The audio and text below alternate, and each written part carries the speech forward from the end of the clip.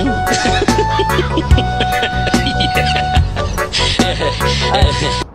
na po tayo guys. Tatrabaho na naman tayo. Biyahe na naman tayo sa saan lugar. Guys, meron na ako ipapakita sa inyo yung mga video. Ito, panoorin nyo yung mga video ipapakita ko sa inyo ha. Pagka maulan. Siyempre pag maulan, mahirap mag-drive pagka maulan. Tapos, siyempre hindi mo kita yung side mirror. Minsan, matraffic. Kaya guys, kunting ingat lang. Para naman walang siya. Ha? Ito guys, panoorin nyo ipapakita ko sa inyo mga video. Hello guys, andito na tayo ngayon sa so maulan ng panahon sa Metro Manila na Binondo. Ayan nakikita nyo guys, pag maulan ng panahon, konting ingat lang pagmamaneho ng mga motor. Ayan ayan nakita nyo may aksidente naman sa una ayan. Nabangga si motor, nabangga ng sasakyan. Ayan tumumba. Ayan may mga may mga pulis na lumapit para tulungan si rider. Ayan medyo kasi mahirap talaga magmotor pag maulan Ayan kaya dahan lang guys pag maulan.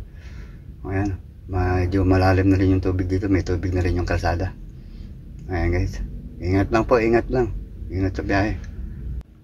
Kawawa naman si kuya ay bumangga si kuya dun sa likod nung sakyan. Tanggal yung ilaw. Ayun mukhang nasaktan si kuya. Mabilis kasi mga sakyan dito sa C6 Ayun kawawa naman guys.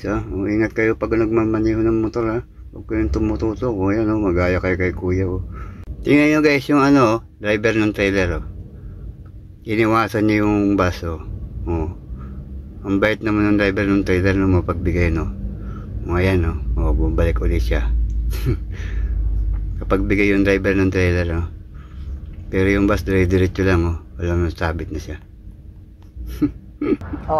Diba? Yan diba? Nakatingin na. Kaya ingat kayo pag nagmamaneho mahirap din mag-aksidente. No. Sige guys, kita. Ingat kayo sa lahat ng guys.